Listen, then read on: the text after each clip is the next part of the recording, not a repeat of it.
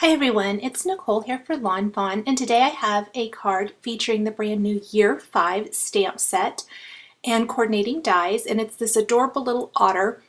This is one of the mini stamp sets that Fawn does every year that kind of celebrates their birthday. So this has an otter, a little birthday gift, and then the fun greeting. And I'm creating a shaker card with these elements today, as well as lots of the Fawn dies. I'm using two of the dies from the large stitched rectangle die collection from Fawn to create the outer frame for my shaker card. So I simply taped them in place with a little post-it tape on some white cardstock. This is so that they don't move together on the magnetic platform. They tend to like to try to gravitate towards each other if you don't use a little bit of some sort of tape. So once I have that cut out, I am going to keep the inside piece. I'm going to need that here in a little bit. But I'm going to take that smaller of the two stitched rectangles and die cut several of the new pint-sized beach side 6x6 Fawn papers using that smaller rectangle. So I'm going to cut the navy little mini stars, and then I'm also going to cut the aqua kind of plaid background and the light blue plaid background as well. Now, the reason I do this is because I like the stitching detail to be all the way around the bottom three sides of my pieces when I die cut them down.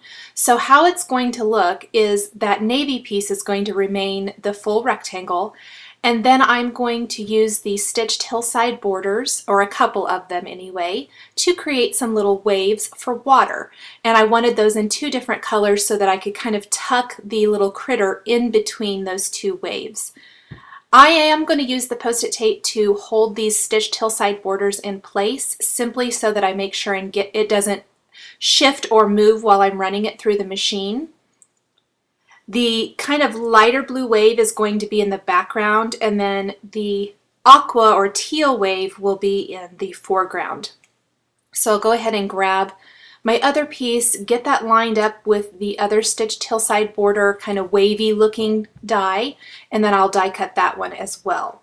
Now I can keep the leftover pieces to create either another card or do something else entirely with them. So I do keep all of those little scraps of paper, even though I'm only using these little small pieces.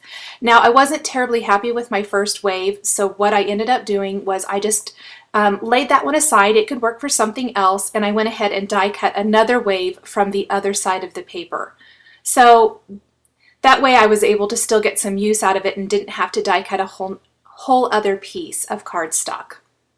Now from that white rectangle that I cut from the original frame, I'm going to use the speech bubble die to die cut a little thought bubble that'll go along the top of my shaker that will fit the greeting from the Year 5 stamp set.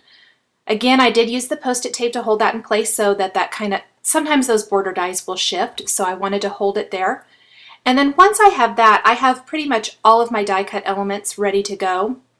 I do need to die cut one additional piece for the shaker, which is a piece of transparency that will hold those whatever shaker material I decide to put in here inside. And so I'm die cutting that from a 6x6 Studio Calico transparency sheet using the largest stitched rectangle die, so the A2 sized stitched rectangle.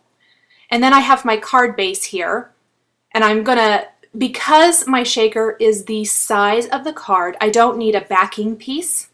My actual card base will be the backing for this.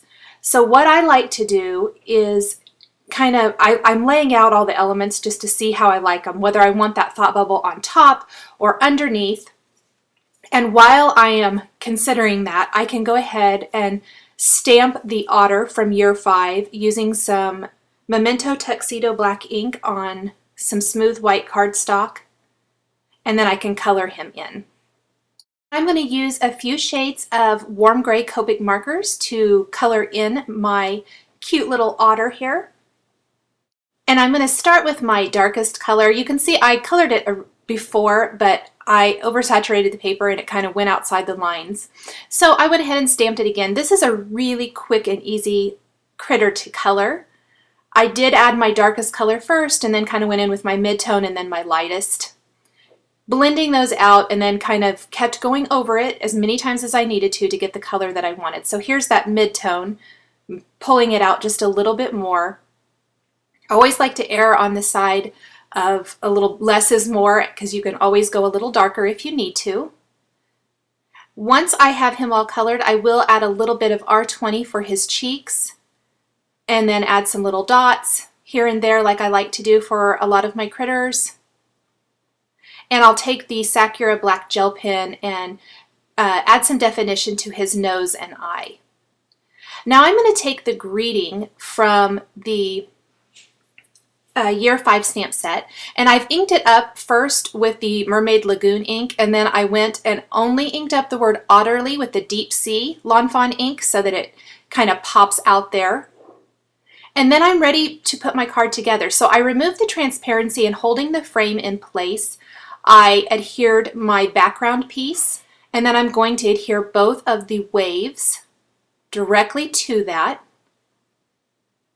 And then I can go ahead and place some adhesive on the back of my frame and attach the transparency. I like to wait to do this step because that way I can use my frame to line up all of those inside pieces before I actually put the shaker together.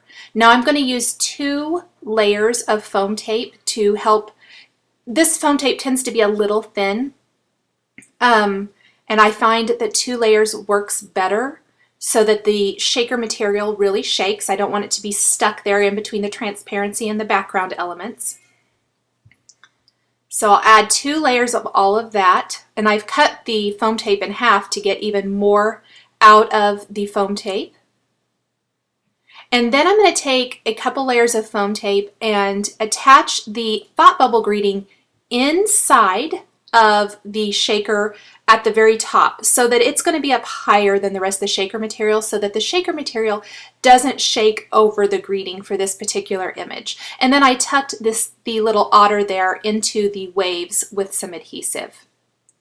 Once I have that all lined up, I am ready to go ahead and start placing my shaker material inside of the shaker. I'm using some seed beads from Simon Says Stamp in white and then kind of an aqua bluish color. Perfect for coordinating and kind of giving that look of maybe water bubbles or whatever. Oh, I guess I forgot to add some adhesive, so I'll do that now. And then here are those beads that I'm going to shake in there. You just want a good sprinkling. You don't want them to completely cover up the elements inside the shaker, the stamped and colored and die cut things, but you want to still have that fun interactive element. I'll pull off all the backing paper now for the foam adhesive and then take my card base to the shaker and press that in place, and everything should line up perfectly. And then you can just shake that around to move those beads, and there is the shaker card. Thanks for watching this video showcasing the brand new Lawn Fawn Year 5 stamp set and dies. The supplies I've used are listed and linked below the video on YouTube. Thanks for watching, and we'll catch you next time.